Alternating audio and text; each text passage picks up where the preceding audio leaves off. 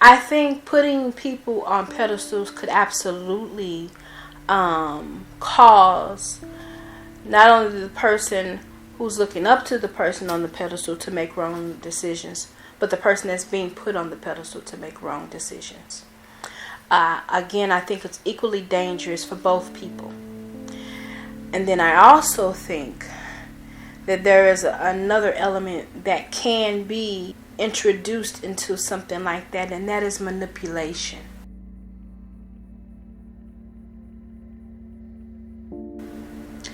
So every chapter in the book was something that I personally either experienced, that I've gone through, or that I've seen others go through, or that God dealt with me about, or something that He allowed me to help somebody through.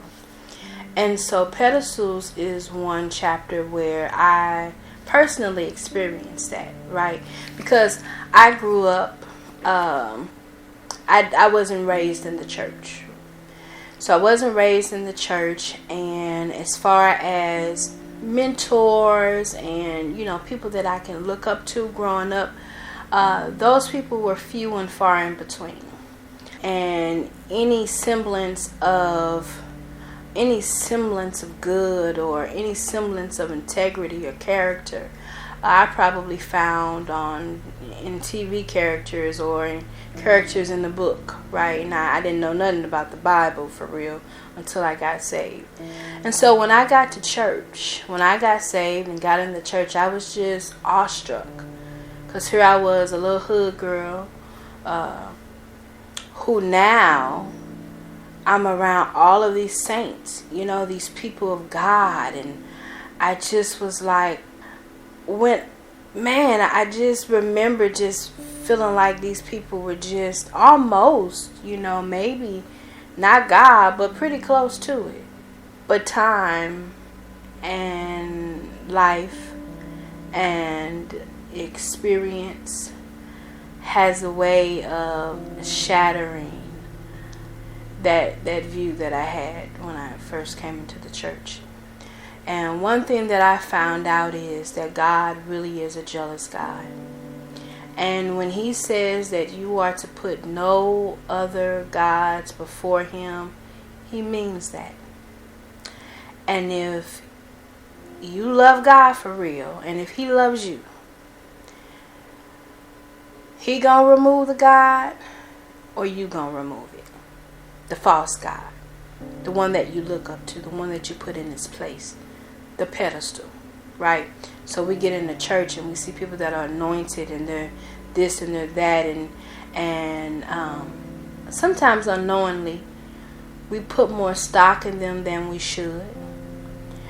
We put them on a pedestal that only the Lord belongs on, and that is a dangerous area. That's dangerous ground to be on when you put people on pedestals, right? And cause them, now you don't control anyone, but provoke them, entice them, influence them to perform for you. It's dangerous for you, it's dangerous for them. And so I thought to put this chapter in the book because I've seen it a lot of times. I've seen people look up to people, and I've seen the people that were being looked up to, they were able to influence a person in a way that only God should have been able to do. And in my case, I've always had my own mind.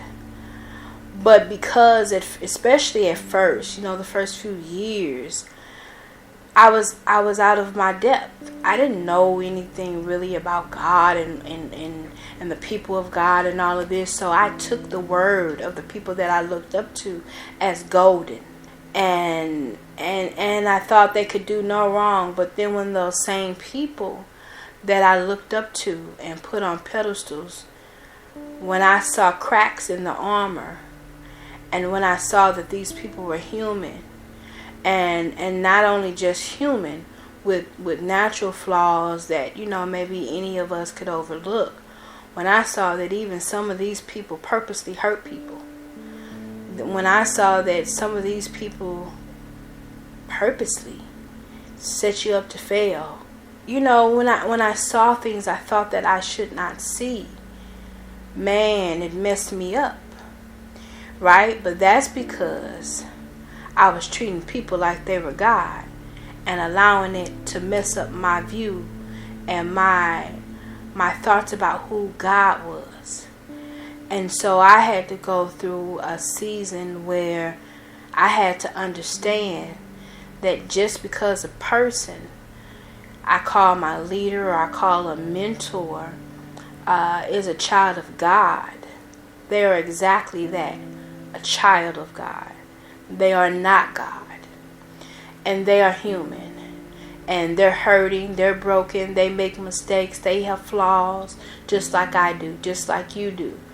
And I had to learn how to take people off that pedestal. If I don't have God where he needs to be, then, and if that person who I put on that pedestal, right, if their motives are not right, or if their heart is not right, or their spirit is not right, they can take that esteem and that honor that I have for them and then try to wield it, or and use it and manipulate it to get me to do things that I probably shouldn't be doing. And I've seen that done, and I've had that done to me, but when you get to a place where you dethrone all the idols in your life, where you take those people off of those pedestals and you put God on the throne of your heart, to where there are no other gods, no other lords, no other voice that reigns over the lords in your life. When you do that, then you can deal with people in proper perspective, right? You can honor people and respect them. You can even, encourage them and compliment them. But you won't idolize them. You won't put them on pedestals. First, because you love them. So you want to protect them. So you don't want to pump them up with, all of that mess and cause them to trip. Okay, you won't do that. And then you won't give people power over you that they don't that's not theirs to have.